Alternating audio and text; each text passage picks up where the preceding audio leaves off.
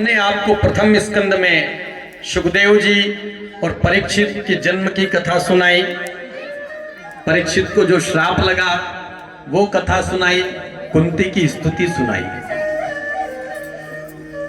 हमने आपको समझाया था, बाबा तुलसीदास ने लिखा रामचरितमानस में, साधु ते होई न कारज हानि। साधु से किसी भी क्षण किसी भी पल अगर वो सच्चा साधु है तो उसके किसी भी वर्तन आचरण से आपकी कभी हानि होगी ही नहीं। अगर वो श्राप भी देता है तो वह भी वरदान फलित हो जाता है। महाराज, आज हम जिस भागवती वार्ता को श्रवण कर रहे हैं यह किसी साधु का श्राप ही तो है जो अनंत जीवों को कल्याण हो रहा है। हम सबको भागवत श्रवण का अवसर मिल रहा है।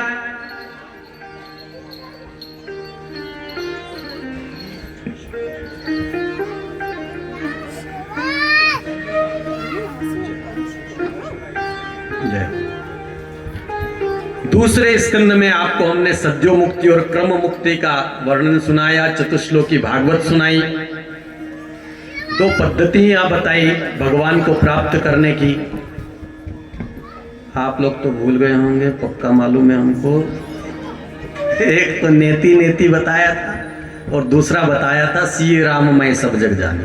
नेति नेति अर्थात परमात्मा इसमें भी नहीं है, इसमें भी नहीं है, इसमें भी नहीं है, उसमें भी नहीं है, सब में करते करते करते जब सारा संसार नहीं है में चला जाएगा तब आप अपने तक पहुंचोगे और अपने भी सब हाथ पैर गिनने लगोगे कि कहाँ है। जब खोजने लगोगे तो हृदय में वो परमात्मा आपको मिलेगा, क्योंकि परमात्मा का वचन है गीता में, हृदय से अर्जुन तिष्ठति। कैसा है वो परम आनंद स्वरूप है। अकारण आनंद आपको प्रस्फुटित होगा अपने भीतर से। तो समझ जाना, जब ये भाव आ जाए कि मैं ही परमात्मा हूं, अहम ब्रह्मास्मि, मैं ही श्री कृष्ण हूं, जैसे गोपियां तन्मय होकर बोलती थी, मैं ही श्री कृष्ण हूं। तो ये हुई नेति नेति की पद्धति। दूसरी है अव्यय की पद्धति। अव्यय मतलब जड़ चेतन सब पूरे विश्व में परमात्मा को दर्शन करो। सी राम मैं सब जग जानी और करहु प्रणाम जोरी जग पानी। तो ये चतुश्लोकी भागवत आपको सुनाई थी, आप भूल गए होंगे। और तीसरे स्कंद में मैत्रेय और विदुर जी का संवाद सुनाया था। कपिलोपाख्यान जो कपिल देव मुनि ने देवहूति माता को सुनाया था, भागवत धर्म बताया था, वो उसमें 3 चीजें थी। अभी थोड़ी देर पहले भी बताई थी। भागवत धर्म में क्या है? भगवत प्रेम ही मुख्य तत्व है, जिसकी प्राप्ति के लिए 3 आधारभूत सोपान है। प्रथम क्या है? विश्वास, प्रभु के ऊपर विश्वास। दूसरा भगवान से कोई संबंध, और तीसरा समर्पण। चौथे स्कंद में सती जी का चरित्र सुनाया था, ध्रुव जी का चरित्र सुनाया था। ध्रुव जी के चरित्र से क्या शिक्षा मिलती है? हमको अपने भय से बड़ा अपने विश्वास को करना चाहिए। ध्रुव जी की माता जी ने कहा, तुम्हें वन में जाओ, साधना करोगे भगवान मिलेंगे, डरना मत वहां किसी भी जीव जानवर जंतु से। ध्रुव जी 5 वर्ष के बालक हैं, लेकिन अपने विश्वास को अपने भय से बड़ा किया उन्होंने, तो भगवत प्राप्ति हो गई, नारद जैसा गुरु मिल गया। सती के चरित्र से शिक्षा क्या मिलती है कि पति देवता अगर आपको किसी कार्य को करने से मना करते हैं तो वो काम फिर नहीं करना चाहिए, चाहे वो व्रत उपवास ही क्यों ना हो। शास्त्र ऐसी आज्ञा करते हैं हमारे सनातन धर्म में कि बगैर पति की आज्ञा के व्रत उपवास भी फलित नहीं होते, तो पति की आज्ञा का पालन करना चाहिए। 5वें स्कंद में प्रियव्रत का चरित्र सुनाया था, जड़ भरत की कथा सुनाई थी। भैया हाथ जोड़कर व्यासपीठ से विनती है, कुत्ते को पालना भी हो तो देहरी के बाहर तक सीमित रखना, अपने घर में अंदर चौके चूल्हे तक, बेडरूम तक नहीं आने देने का, वरना अंत में मति सो गति। घर में कोई जा रहा होगा और जाते जाते टामी को जीभ लपलपाता देखेगा,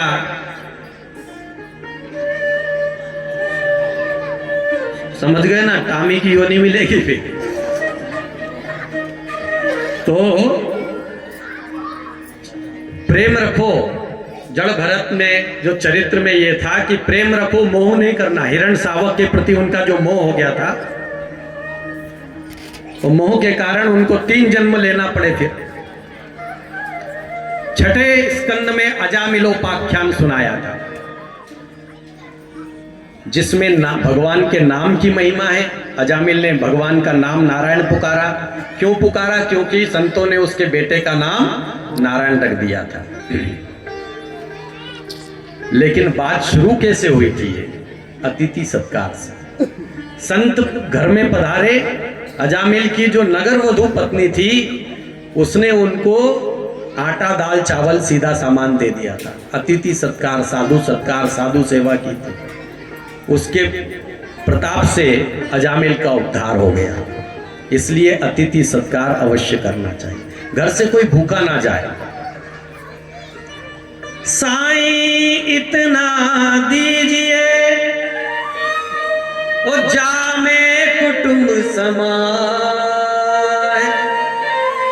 मैं भी भूखा ना मरूं, ओ साधु भूखा ना जाए। 7वें स्कंद में प्रहलाद जी का चरित्र आपको हमने श्रवण कराया।